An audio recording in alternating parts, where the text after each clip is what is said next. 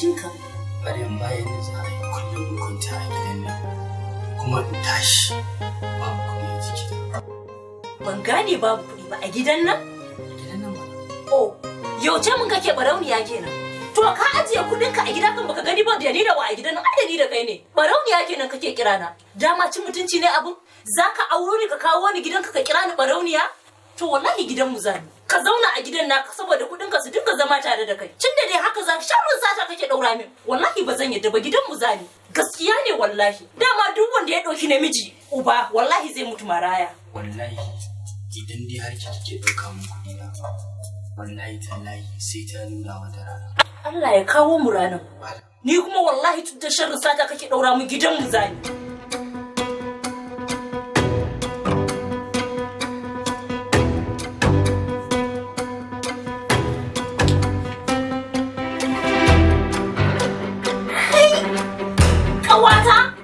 Wallahi ƙarya ne wannan cin amana ba zai yi ba.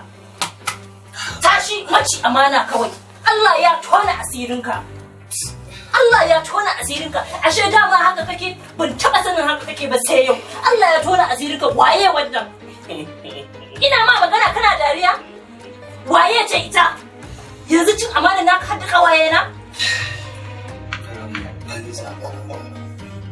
Dama abokina.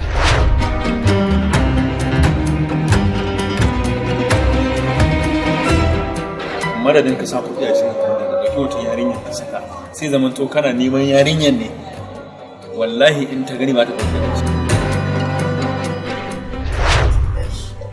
In ba ki canja halin ki ba wallahi sai ki bari gida. Sai haƙuri. Abin da za ku dinga yi kenan mata kuna ɗauke maza har kuna jin daɗi. Hutun faɗuwai.